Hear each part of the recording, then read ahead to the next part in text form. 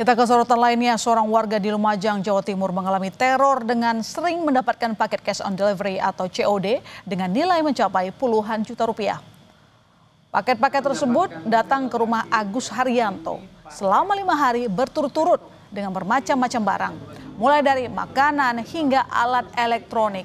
Padahal Agus tidak pernah memesan barang-barang tersebut. Agus yang aktif di media sosial TikTok itu pun kemudian melapor ke polisi. Itu menjadi ketidaknyamanan bagi saya dan keluarga karena tiap hari datang paketan yang harganya tidak masuk akal, ya, satu barang bisa 4 juta lebih. Nah, di situ orang tua saya kaget kok tiba-tiba anak saya memesan paket yang sebegitu besarnya. Dari situ saya berinisiatif untuk melaporkan ini ke polisi agar apa? Agar kiriman-kiriman ini tidak datang lagi. Untuk lebih lengkapnya terkait kasus teror COD sudah bergabung Kasih Humas Polres Lumajang Ibda Untoro. Selamat malam Pak Untoro. Selamat malam Mbak Ilona dan ya, Pak. kepada seluruh. Ya, laporan polisi apakah sudah masuk dari korban, sejauh mana proses kasusnya saat ini? Betul, jadi Saudara Agus Haryanto ini pada hari Rabu tanggal 8 Juli tahun 2025 mengirimkan surat yang berisi pengaduan kepada Polres Lumajang.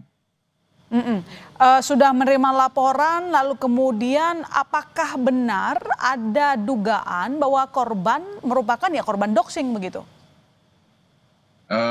Jadi inti dari surat pengaduan dari Saudara Agus Haryanto ini bahwa beliau itu merasa dikirimi barang.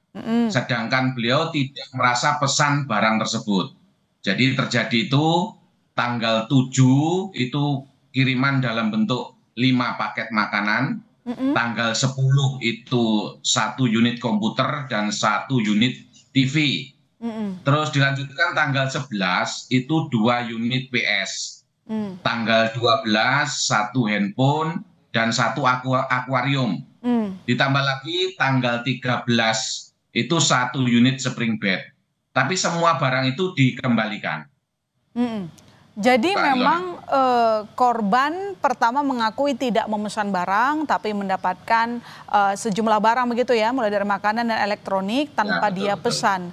Lalu kemudian menurut korban bahwa apakah memang data-datanya dibocorkan atau mungkin ada yang sengaja, misalnya apa yang dilaporkan saat melaporkan ke polisi, Pak? Ya. Jadi yang dilaporkan kepada polisi menerima kiriman barang dalam bentuk COD, sedangkan korban ini tidak merasa pesan. Untuk yang dilakukan Polres Lumajang dengan pengaduan itu, besok hari Senin ini dilakukan pemanggilan kepada pelapor untuk dilakukan pemeriksaan lebih lanjut. Begitu Mbak Ilona. Ya, selain pemeriksaan kepada korban, oke saya ke korban dulu. Berarti besok yang diperiksa kira-kira apa saja untuk pelapor? Untuk besok itu dilakukan pemeriksaan kemungkinan data pribadinya ini kenapa kok sampai mungkin bisa nyampe ke orang lain itu Mbak Ilona. Selain pelapor kira-kira nanti kasus ini akan berkembang ke mana Pak? Karena kan sebenarnya kasus-kasus korban COD ini sudah agak sering ya kalau kita lihat begitu. Siapa saja nanti yang mungkin kemungkinan akan dipanggil oleh pihak kepolisian selain pelapor? Kemungkinan nanti besok itu yang dilakukan pemanggilan sementara ini masih kepada pelapor karena pelapor sudah mengirimkan surat dalam bentuk pengaduan kepada Polres Lumajang. Jadi besok yang dilakukan pemeriksaan adalah pelapor terlebih dahulu. Kemungkinan untuk di kemudian hari kalau bisa mungkin mengembang bisa dilakukan pemeriksaan kepada saksi-saksi yang lain. Begitu Mbak Ilona.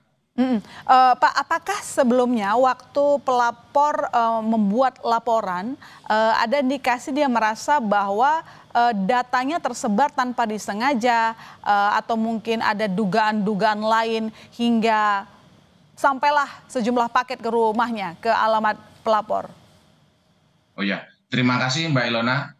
Untuk terkait hal tersebut, Polres Lumajang belum berani untuk menyatakan bocor atau bagaimana karena pemeriksaan masih direncanakan besok. Jadi kalau besok setelah dilakukan pemeriksaan kemungkinan Polres Lumajang akan bisa mendeteksi apakah ada kebocoran atau bagaimana. Begitu Mbak Ilona, terima kasih. Selain melapor, apakah memang korban ataupun mungkin pelapor ini sudah meminta perlindungan karena mungkin dia merasa diteror atas sejumlah paket yang datang ke rumahnya? Sampai saat ini Polres Lumajang masih menerima hanya dalam bentuk surat yang berisi pengaduan. Begitu Mbak. Oke, masih jadi belum ada semacam dugaan-dugaan mungkin dari pelapor bahwa dia merasa terancam misalnya gitu, Pak? Iya, jadi kalau isi suratnya itu masih terfokus kepada adanya pengiriman barang dalam bentuk COD itu. Kalau dalam bentuk ancaman sepertinya belum. Oke, baik. Terima kasih Pak Antoro. Kita akan tunggu besok update-nya seperti apa ya Pak. Terima kasih telah bergabung di Kompas Malam. Terima kasih Mbak Ilona. Selamat malam.